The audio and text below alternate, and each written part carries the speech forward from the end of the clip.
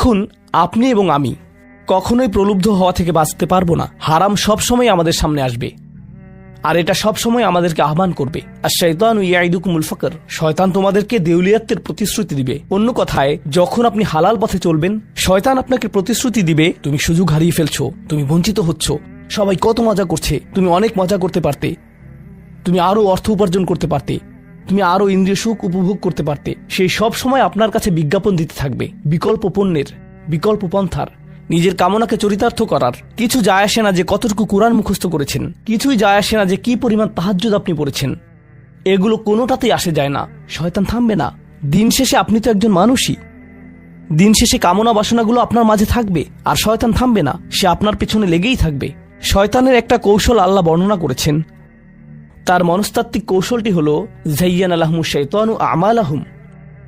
শয়তান তাদের কাজগুলোকে তাদের কাছে আকর্ষণীয় করে দেয়।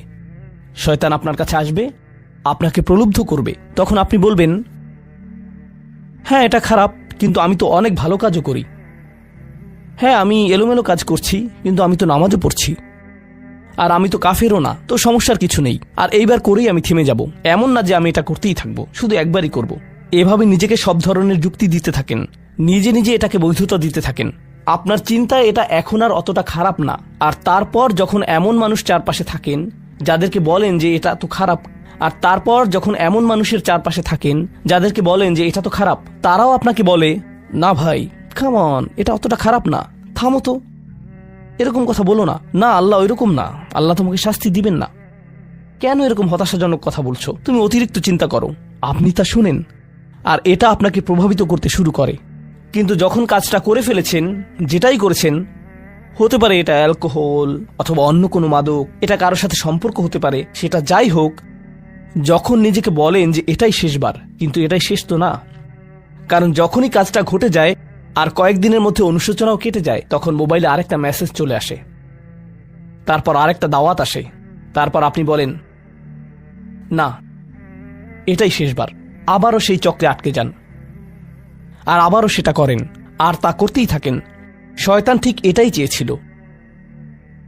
মানুষ এই চক্র বন্ধ করতে পারে, আল্লাহর প্রতি নিবিষ্ট হয়ে বলতে পারে, ইয়া আল্লাহ, আমার বন্ধুরা কি বলছে তাতে কিছু যায় আসে না, শয়তান কি ওয়াসওয়াসা দিচ্ছে তাতে কিছু যায় আসে না, কতবার এই বিভৎস চক্রে আটকা পড়েছি তাতে কিছু যায় আসে না।